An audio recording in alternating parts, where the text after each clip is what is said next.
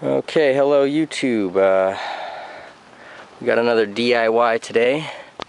Gonna be adjusting our preload on my function form type 1 coilovers.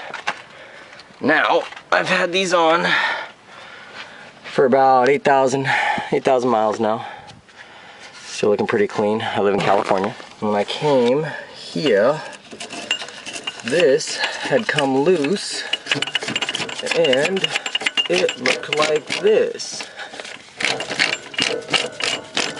Okay, I had my spring floating around like this.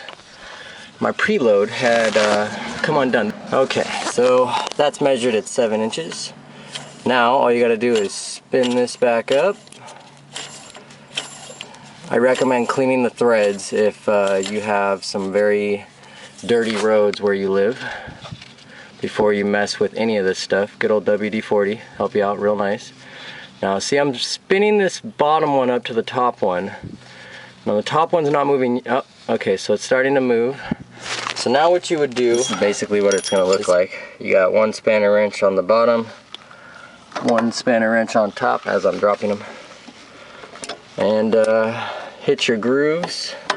Try and give yourself some distance. I've already done everything, but I'll give you a quick run by of what I did. Now when I got to this, these had decided to come loose and walk down the threaded perch, making this spring actually float in here. So when I pulled off my tire, this was like slightly hanging out here. I could move it all around, and these were a little bit lower. First thing I checked was the measurement between my bottom lock ring and my upper lock ring, and compared to the other side, obviously different. Now measuring the other side from this rubber perch underneath the actual metal top of the strut, which would be your top of your spring, to the lower part of your spring, there's this little gold collar, gold sleeve, like a washer on this collar. Measure it to that. That's the bottom of your spring. On the other side, it was 7 inches. So I unlocked this, knocked it loose with a hammer, chisel. You can use their spanner wrenches, but I don't recommend it because it's really hard.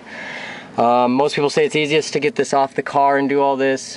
I did this in 5 minutes on the car. Don't be making yourself work too hard.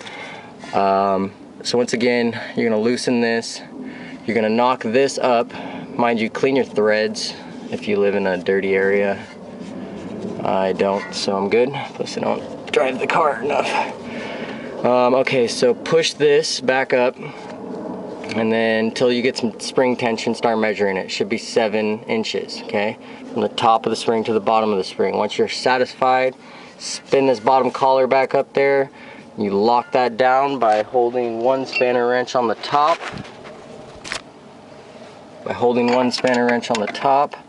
And one spanner wrench on the bottom facing the other way. So you're going to push clockwise on the top one and counterclockwise on the bottom one. Now I had a friend hold the top one this time, push a little bit, and I locked the ring with my hammer and chisel. So hopefully this won't happen.